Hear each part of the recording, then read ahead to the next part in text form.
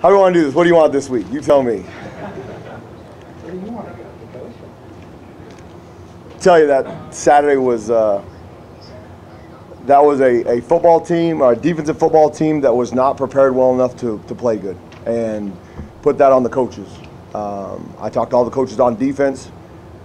When the team plays like that, what I considered bad, that's on the coaches. We got to coach them better. We got to get them prepared right. We talked about it all week. Don't underestimate a 2-7 football team. Well, if they did, then that's on us. That's the coach's fault.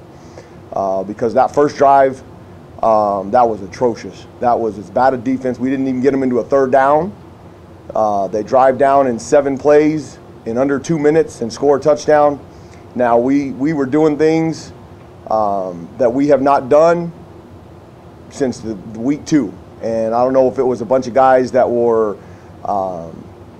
trying to do special things because the game was big. You got distraction with senior day and stuff. I mean, we were making mistakes, and we had guys doing things. I mean, Caleb Wilson's a great player. I mean, give him credit. I mean, give him all the credit.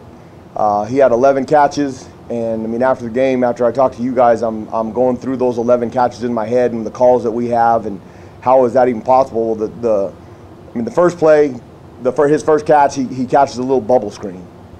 That should be about a 2-yard gain. He gets 10. The second play, we call a defense that we run 1,000 times, and I'm not even just kidding, 1,000 times since spring ball that we've executed, and it's one of our better calls. I mean, he gets pressure, they have a hard time blocking it, and we have a linebacker line up 3 yards off the line of scrimmage, which he's never been coached to, never done, and has not done it. And I don't know if he's intimidated by Caleb Wilson thinking he can't cover him. Well, if he lines up like he's supposed to, he's not going to get picked because they run a mesh route and they pick him. Well, if you're chasing the defensive lineman, you don't get picked. And it ends up being an 18-yard gain. It's third catch. I don't want to go through all 11 catches. I could. But, I mean, we just give up. We give him opportunities that of his 11 catches, they out-schemed us on one of them. Well, then that means we didn't coach him good enough. And we played opportunity defense, what I call it, on Saturday. They score the first one, it was atrocious. Then we go down the next 3 drives of the half. They only had the ball 4 times in the first half. Our offense did a great job of moving the ball. They did get the pick 6, but we let them drive down again, and we get an interception. I mean, we stop them on the 4th and 1. Okay, and that was a big time play because if we don't stop them right there, the score is going to be 14-3. But we come back again the next time they drive the ball down, and they miss a field goal. And then we get the 2-minute stop. I mean, Chase, we have an opportunity on one of his, I think it was his 6th catch, where they're protecting the ball.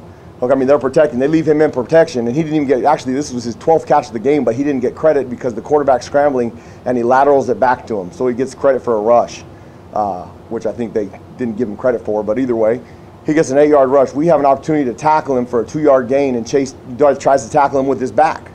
I mean, guys that tackle with their backs are bad tacklers. So we talked to him about it on the sideline, and he gets frustrated with me because, I mean, we do different things all the time. The very 2-minute stop at the end of the first half, he does a great job. He makes a great tackle, faces the guy up. Every once in a while when you face a guy up, you're going to get run over. And they get 1 more yard, and that's okay. And once those guys continue to improve on that, then we'll be a really good tackling team. Right now we're an average tackling team because they want to tackle with their backs.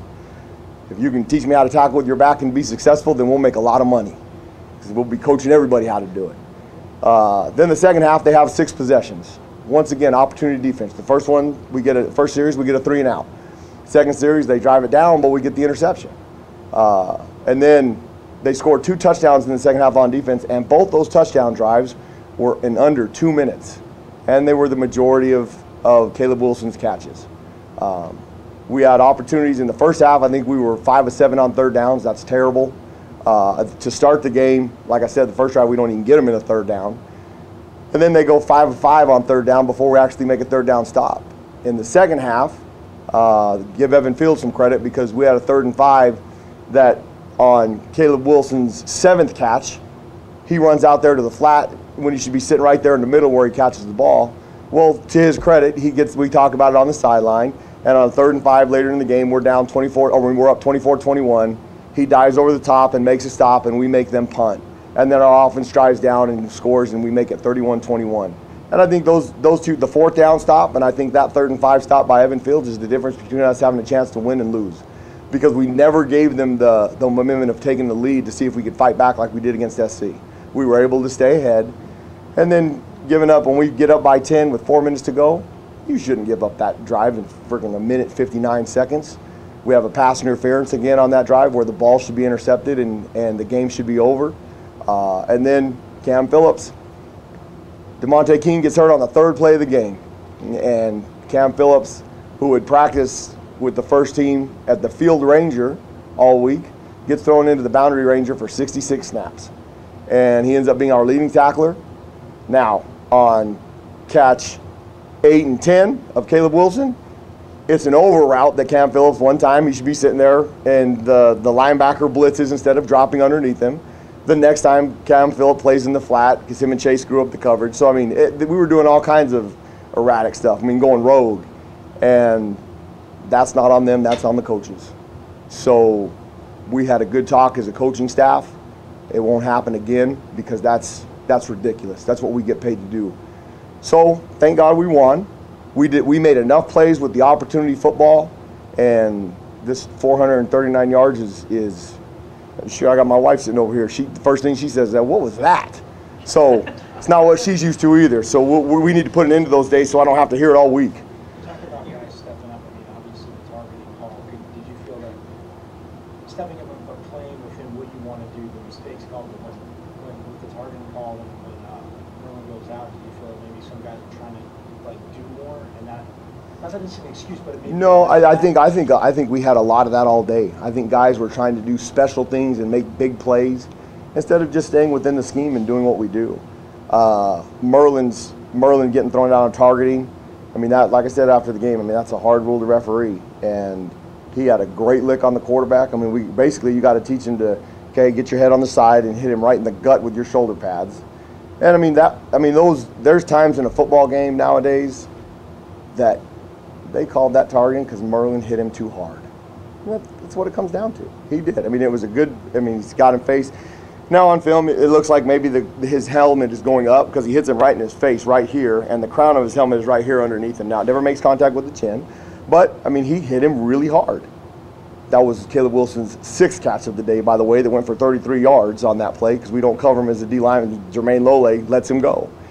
But we have to overcome those deals. We have to make sure that when the next guy comes in, it's not a big deal. Don't try and do something special. I think Merlin had played really, really well up until that point, too. He was having one of his better games, which is a contrast from the week before because the week before he was as bad as he's played all year. So he prepared himself right, and then now we're going to miss him for the first half of this game. But the guys, I mean, football is a cliche sport, next man up. I mean, that's the case. We don't change what we do because we lose a guy. So those guys need to learn to step up. And we played enough guys early on in the year that we have enough guys with some experience that can come in and fill in for him. So there shouldn't be that much of a drastic drop-off. Now, he's a great player, so you miss him, but you might have missed the leadership of him a little bit because he does some of that stuff too. Great quarterback. Great. I mean, they've got some offensive weapons that are scary. I mean, they can run the ball. I mean, Verdell, if he's healthy. If not, Trey Dye. I mean, they've got 3 of them. Tony Banks, who played from last year, they got 3 of them that are dangerous. They can go 80 yards every time they touch the ball. Dylan Mitchell's one of the best, most unique wideouts that we've gone against this year. So Chase will have and Kobe will have his hands full because most of the time he's on the outside. Now, every once in a while, they're going to put him in the slot, and we'll see if Evan Fields and Ashari and Cam Phillips can cover him. He throws the ball really well in the pocket. I mean, he's not afraid. He's got great feet. He can run. He's smart with his decisions. If he thinks he's going to get hit from 2 angles, he'll slide and make defenders run into each other or take targeting calls. He's got good pocket awareness. He'll step up and throw the ball. I mean, he's potentially the first pick in the NFL draft this year if he comes out. I hope he does. We don't have to play him anymore. I just hope he doesn't prove it on Saturday that he deserves to beat that guy. So, I mean, he's dangerous. So you talk about Merlin's absence and other players who can step up. How do you assess that maybe? JJ's, he's practiced really hard the last 4 weeks. This new redshirt rule, I mean, has left opportunities. I mean, we have options. He has options. when you miss a whole bunch of time in football, you kind of get out of shape. And I think over the last 4 weeks, he's done a really good job of getting into shape because he had the ankle injury at Washington. He was probably hobbled for about 3 weeks legitimately that he couldn't do anything. The last 3 weeks, he's practiced and practiced at full speed. Merlin's out, so he'll have an opportunity. He's worked with the 1s and 2s this week. He's going to travel with us, which he hadn't been doing.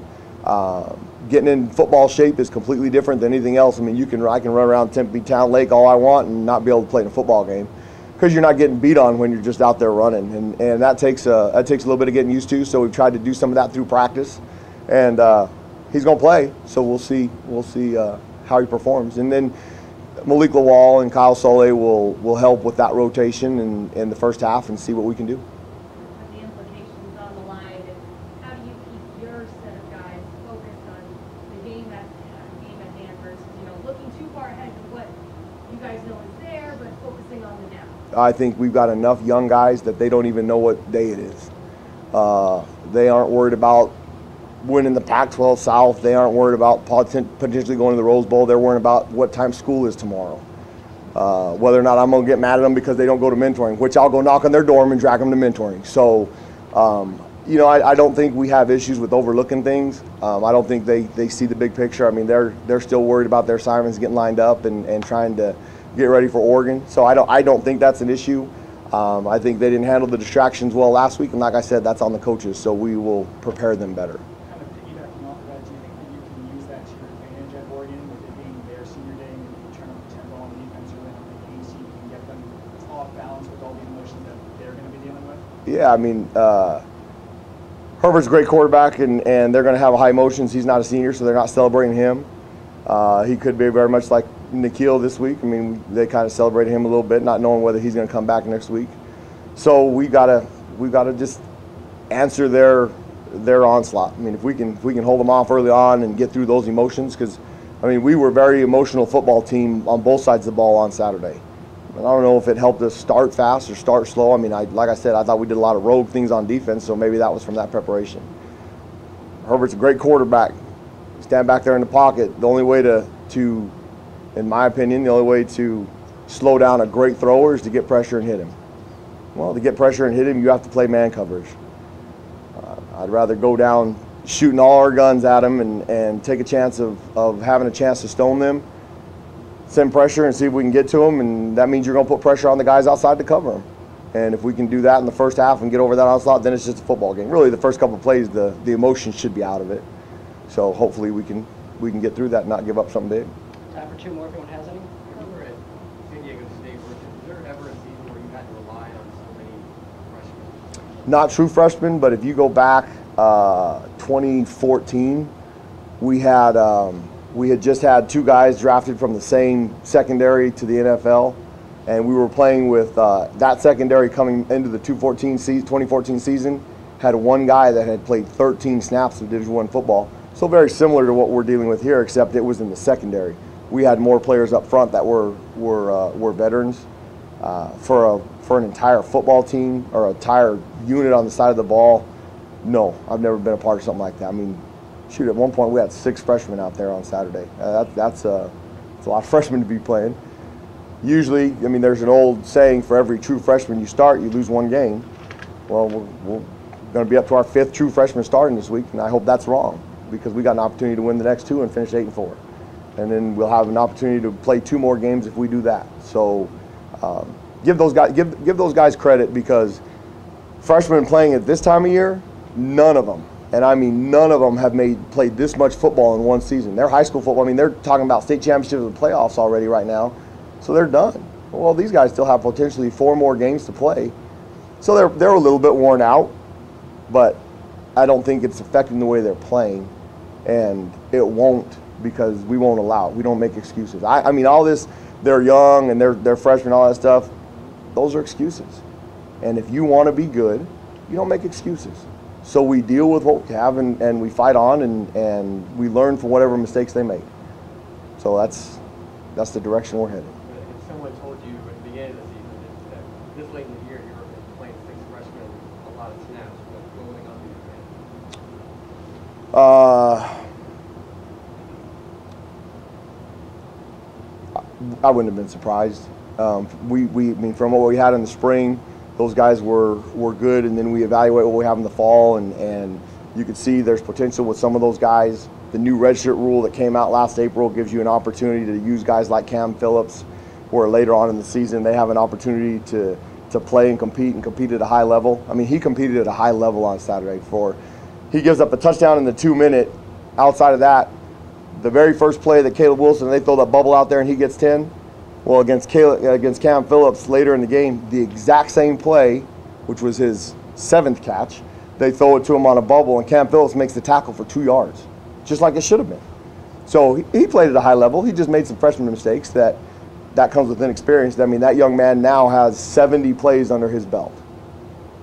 Well, he's going to be better this week, and hopefully those 2 guys that are injured day to day, they'll prepare themselves the right way to play. But you're going to see 15 out there. I can promise you that. He's going to play. He's earned it, so he's going to play. Obviously, you're a defensive guy. You practice against Eno most of the time, and just a year ago, you were practicing against Rashad Penny most of the time. And obviously, they're different backs from physical build. But what are some similar ways or different ways you see them kind of succeed between the lines? The number one thing that I think is the most important that I love is they have the same competitive edge. They compete every single day in practice. Rashad Penny was as hard a worker in practice as I've ever been around. And Eno Benjamin matches that. I think the culture of our program, if you build that within your program, that every day they're competing, you have a chance to be really successful. And I think it goes with the coaches and players. Everybody has to compete. And I mean, there was a 2-minute drill today, and I love the guy that was in here 2 people before me, and Manny. I think he's an ultra competitor. We're going down 2-minute, and he says one of those drills they call running play down there on the goal line, and say they scored. Well, sometimes competitive juices get a little too much, because I looked at Manny, I said, no, you didn't. You did not score. And he smiled at me like he did, and I said, oh, by the way, we sacked you down there, so you had to waste your time out, so you couldn't have ran that play. So, I mean, we have a little fun banter back and forth, which is fun. But getting back to your question, goodness gracious, that was wild. Eno and Rashad, their competitive natures is very similar. And that's why Eno's going to have a chance, if he keeps the statistics going that he's doing, he's going to break the rushing record here at school. He's only a sophomore, so he's going to have 2 more opportunities to do something nationally. I mean, if we can win some games, then you all of a sudden, like we had Rashad Penny and Donnell Pumphrey at San Jose State, you're talking about a Heisman campaign, all those stuff. He's talented enough. He's that special of a player, and the culture and the competitiveness helps, and that helps everybody. Thank you, Coach. Herm wasn't sure, but Merlin has to be in the locker room in the first half, or do you know? I don't believe so. I think you only, when you get ejected, you have to leave the facility. But I believe he can be on the sideline in the first half. That's my plan. We'll find out. That's a good question. We'll have to find out to make sure. Thank you guys.